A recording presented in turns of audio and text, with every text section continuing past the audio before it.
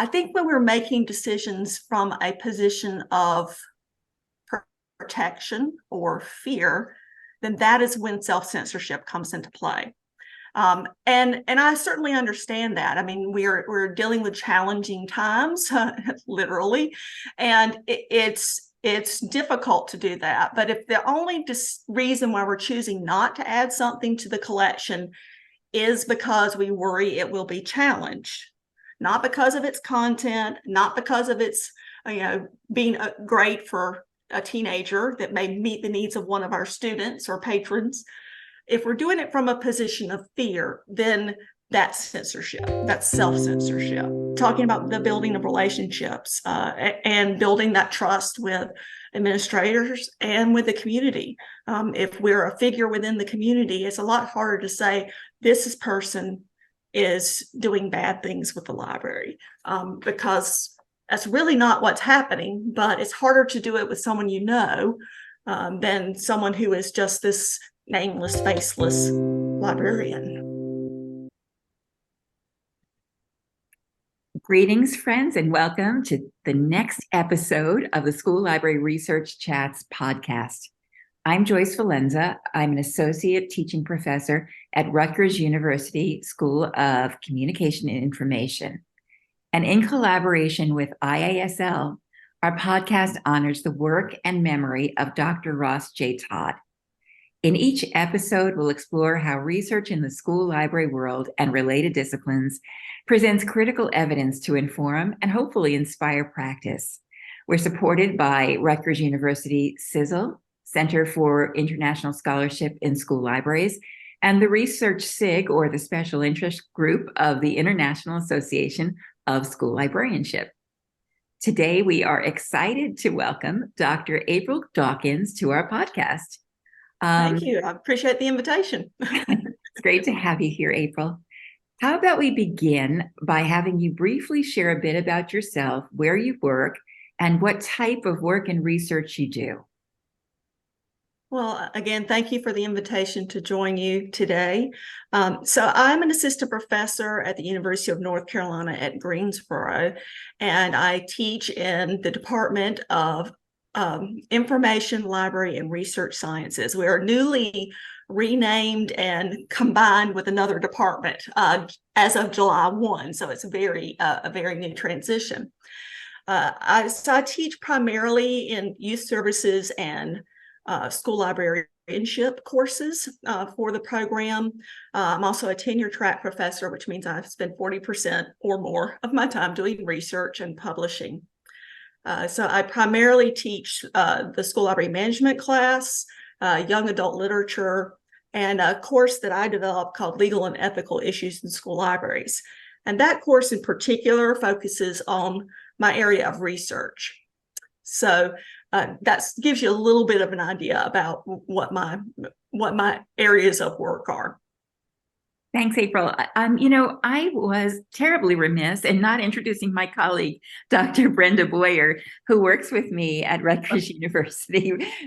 Brenda, do you want to just say a word or two? Please forgive me, everyone. Hello, everybody. And yes, I teach in the same department as Joyce, of course, and I teach learning theory, inquiry, and instructional design to our school library candidates. And I'm just thrilled to be here and learn more about April today. Thank you. Great to meet you, Brenda. Okay, so I just want to tell everybody that I met April long ago at a conference where I was speaking and she was speaking, and then we reconnected. We wrote a book together. I've been a longtime admirer of her research, and I just want to tell you that it spans the scope of so much in our studies. She's looked at the community college and high school connection. She's written this book with me that Dr. Blanche Wools began long ago, and some of you may have it as a textbook. She has looked at selection policies across the United States, looked at intellectual freedom in general in several of her papers.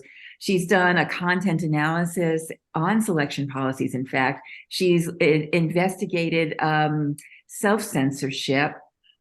She's looked at diversity in historical fiction. I know she's got a new research project, but my first question to you April, is what are you most excited about in your research these days? Or what are you most proud of in terms of your previous work? It's interesting that I chose to go the route of intellectual freedom as the focus of my work. I had no way of anticipating the current sort of cultural wars we're dealing with these days. But my dissertation deals with self-censorship primarily, how we make decisions about what we add to our collections and what we don't add to our collections, and how public pressure really influences that decision making. And we're seeing a lot of that now because so much public pressure has come to bear. But really, in terms of impact, I think the things that I've done around that area, intellectual freedom, censorship, and selection policies in particular, because policies both guide us, but also hopefully guide administrators and school systems as they make decisions about reconsideration of materials. Yeah, how are you seeing that play out in the field? One of the things I've always struggled with is this notion of selection versus censorship, and the idea that we often make decisions based on our own interests. But we try to be professional, we try to follow policies and procedures and what we know is right about what we learn in terms of our users' needs. But because we cannot buy everything, we cannot select everything. How does it, what does this look like? We do have to come into a sort of we look at our criteria, we look at our budget, and those both come into play. I think when we're making decisions from a position of protection or fear, then that is when self-censorship comes into play. And I certainly understand that. I mean, we're dealing with challenging times, literally, and it's difficult to do that. But if the only reason why we're choosing not to add something to the collection is because we worry it will be challenged, not because of its content, not because of its being great for a teenager that may meet the needs of one of our students or patrons. If we're doing it from a position of fear, then that's censorship, that's self-censorship. And the other thing that I see really coming into play now is a lot of people were very, very much excited about Illinois' decision to pass a law banning book banning. And I say, sure, that's a win. But the problem is that if the book is never selected, you can't ban it. Mm-hmm. So we have to start at the beginning of the process, the selection part of the process. And that's what I'm really concerned about these days, is seeing how school boards are changing and how they're politicizing the selection process of materials and the new laws that are being proposed and passed that in effect censor a large swath of young adult and children's literature these days. In April, one thing that occurred to me was if librarians are making decisions and for selection based on self-censorship, to me, that would say that they're not fully equipped to defend the things they are buying. And I'm just wondering if you could speak to that a little bit, because, if they're already fearful, if fear is a factor in selection, then to me, it would seem then I would second guess everything I'm buying and be in fear of my administrators rather than feel that they are my partner and ally, even though we may disagree. Can you speak about that a little bit? Because to me, that's like the hidden fallout from that. I think demystifying the whole challenge process and how you defend materials, how you speak up on behalf of the students who may be marginalized because of what is being excluded from the collections is really important. And this is why I started offering the legal and ethical issues class that I have. And so a large focus of that class, probably, about 40% of the class deals with the First Amendment, the ethics of our profession, and then censorship, and looking at, what are the steps we need to take. And in terms of working with administrators, one of the things that I talk with a lot of my students about, and when I'm asked to speak or I work with legal organizations, is talking about the building of relationships and building that trust with administrators and with the community. If we're a figure within the community, it's a lot harder to say this person is doing bad things with the library, because that's really not what's happening. But it's harder to do it with someone you know than someone who is just this nameless, faceless librarian sitting in the library. Absolutely. I'm wondering, how are you getting to the bottom of what's really happening? What methods are you using? Are people being honest with you as you try to understand this? Well, it takes a lot of courage for them to step forward and to speak. A lot of what I'm doing right now is providing support. And I do that by putting on a different hat. I take off my researcher hat and I use my advocate hat. And so I'm the Intellectual Freedom Chair for the North Carolina School Library Media Association. I have a separate email address that is not subject to state FOIA request, so that they know that they're going to be anonymous, that they're not going to be, they can't have their words, subpoenaed. So I do that, and so I provide a lot of support that way, in any way that I can. I think that over time, as a researcher, you build trust with your community as well. And so I've worked with many school librarians across the country now, and hopefully I've built up a reputation as someone that you can trust, and as someone who has some expertise in this area, and therefore they feel more comfortable talking with me. But that takes time, and making sure that you are present. Sometimes people who are not in the academic world sort of see academics in isolation. And so what we need to do is we need to be out there and interacting with all the practitioners in the field and making sure that we're staying current and involved. And so that's how I've chosen to approach my research, is to be involved and to work with practitioners primarily. So what is going on in your research currently?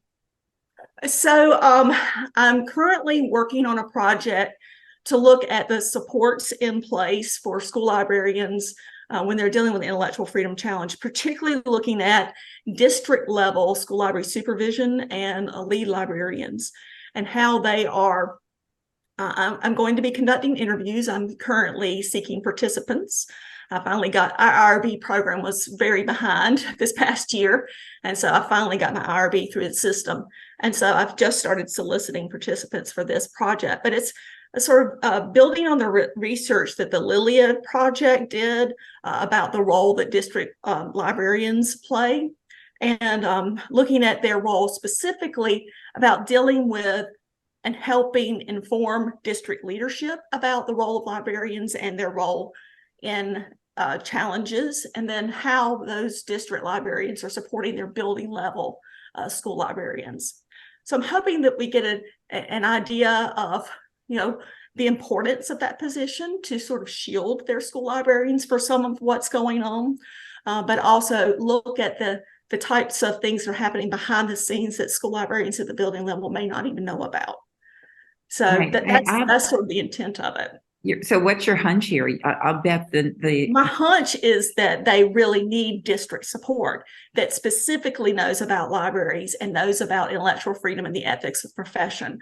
That if you look at supervisors who don't have a library background or aren't invested in learning about it, you're going to have less support for your building level personnel. Right. That's my expectation of what I'll hear in the interviews. So we'll see. I really do suspect that would be my hunch too. I'm also doing a lot of work with looking at proposed legislation and its impact on libraries in terms of student privacy. So privacy is another aspect of intellectual freedom. And so I'm working a lot with So the Get Ready, Stay Ready folks, if you're not familiar with them, the getreadystayready.info is the website, but it's a toolkit for parents and caregivers. And I just got a grant, an IMLS grant with Lucy Santos Green from Iowa to take that toolkit and develop curriculum for it for librarians to implement that toolkit with their communities. And so it's looking at things like crisis communications. How do we de-escalate confrontations? How do we empower teenagers to speak up on their behalf? So I'm really excited about that. That's sort of getting off the ground, but we're building on the work that was already done with the Get Ready, Stay Ready toolkit. That's great. That's so exciting. Yes. I remember that toolkit and introducing it to my students. It was wonderful. So relating to your research superpowers, people have favorite types of methodologies or strategies in their research. What's the stuff that you like to do most? What do you find most effective? Well, I've done mixed methods and I've done qualitative. So I've done a variety of different methodologies in research. I find there is power in people's words, and so I really enjoy qualitative probably much more than I enjoy looking at quantitative research. So interviewing focus groups, conversations. I think the power of conversation is really, really important.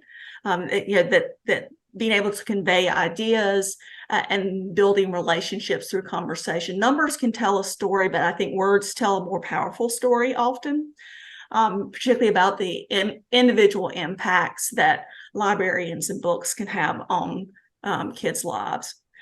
So I really like to do interviews. So this next project I'm doing is only going to be interviews.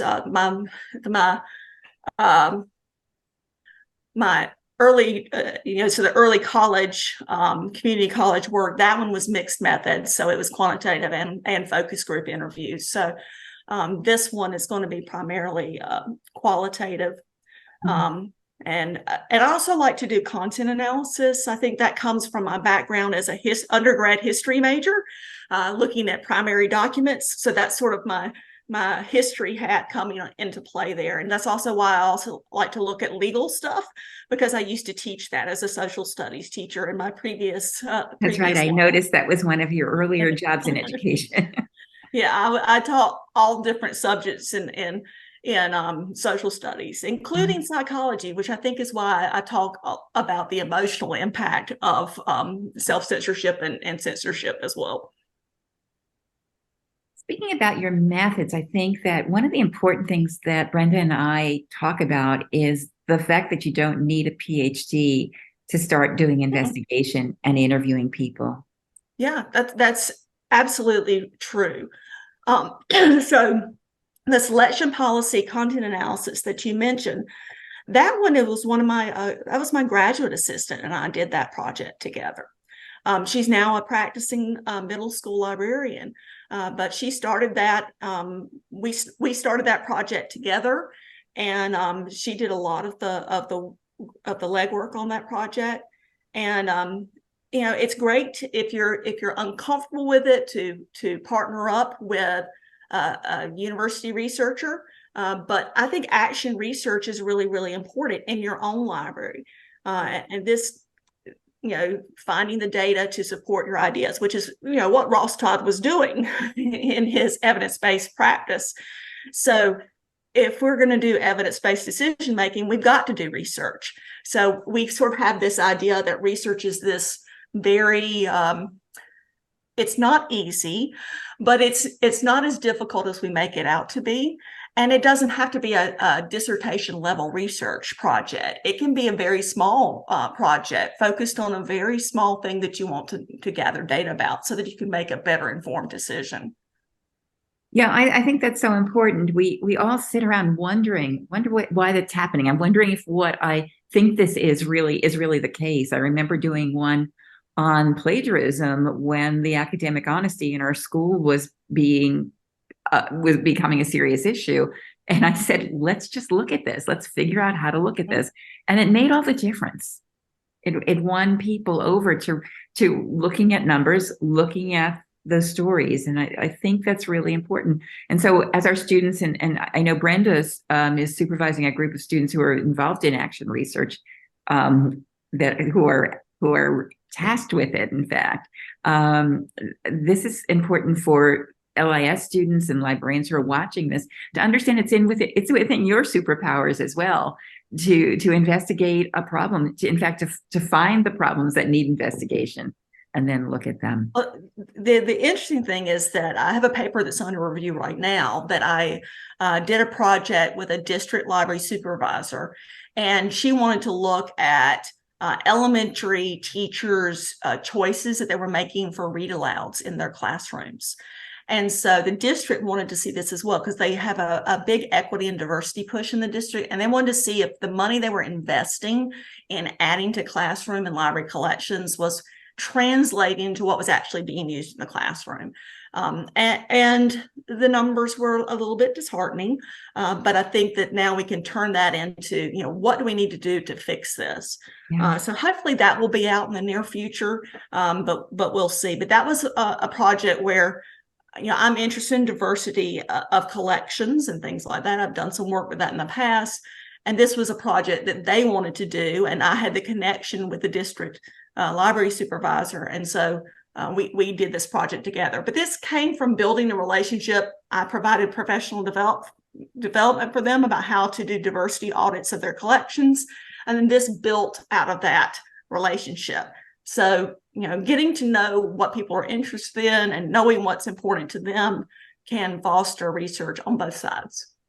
Yeah, and it's interesting. It's not just the having of the thing or the material. It's also the endorsement, the promotion, the excitement that the librarian creates around it. And the awareness that it's actually there, is there, that you can actually use this, and how to use it sometimes is really helpful. So those are some of the resources that they're planning to develop. Is, we've got these resources. Instead of this book that you've used for the last 15 years, let's try this one that has similar themes in it. Mm-hmm. So that is part of the conversation that's going to develop out of that research. So, I'm excited about the possibilities for that. I'm really eager to hear your results. Yeah. Well, I would like to end this with one more question for you. Sure. The audience for this podcast is LIS students and probably new librarians around the country and perhaps the world.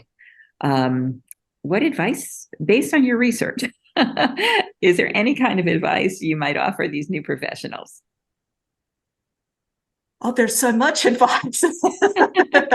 So one thing is look at evidence. Clearly.